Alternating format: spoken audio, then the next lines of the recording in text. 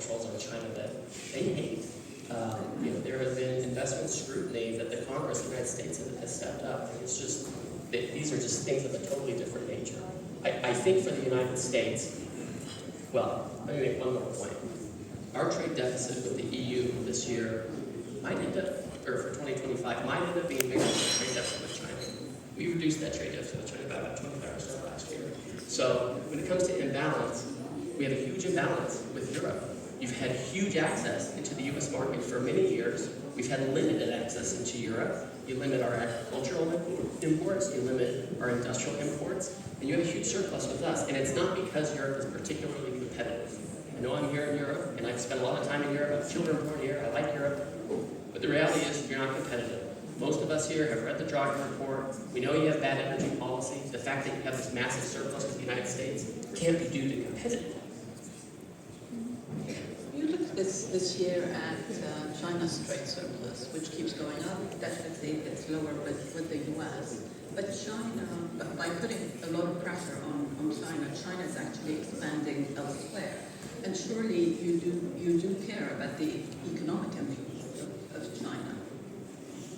Well, first and foremost, we worry about the American economy. And so we've taken measures to protect against overcapacity, certainly from China, they're the biggest offender, but there are other Asian economies, Vietnam, elsewhere, who have a lot of overcapacity. They have high tariffs too. I can't change other countries' trade policy, right? I can't force them to take measures to protect their own economies. All I know is we can control some levers in the United States with the executive authorities we've been given. We've taken care of that. I remember in 2018 going to business representatives from a large Western European country, and we told them we're going to put tariffs on China to control for unfair trade practices and overcapacity. What are you going to do? And they said, we're going to out-innovate the Chinese. Now, I've met the Chinese, and they're becoming quite innovative. So I don't think that was the great policy. And now here we are, 8 years later.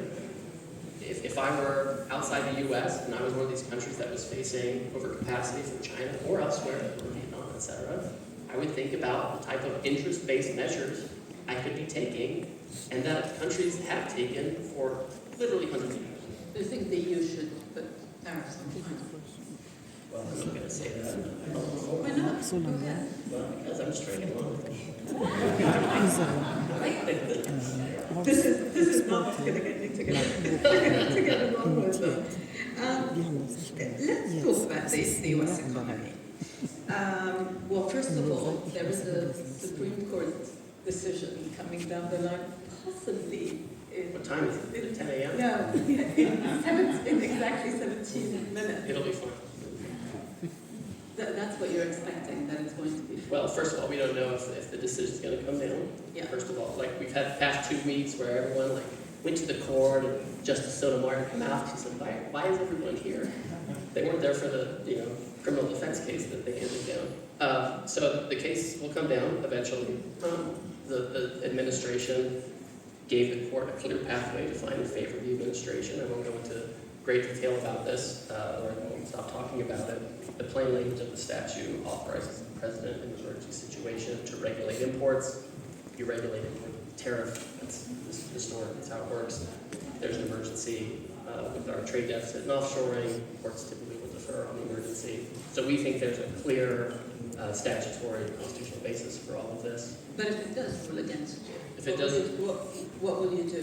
What would these tariffs on Greenland work? well, so what I would say is, the Trump team has been thinking about these actions for years. And my sense is, had COVID not happened at the end in 2020, you probably would have seen broader action even then. So there are a lot of different options. My general counsel has told me that I'm not allowed to discuss them in public, so sorry. But there are a lot of different plans available. The president chose to use IEPA because it is the most appropriate to the situations we're facing. For the emergency, like the trade deficit, for emergencies related to national security, it's the most appropriate. So if we aren't allowed to use that, there are other tools we can use, certainly, but IEPA is the most appropriate.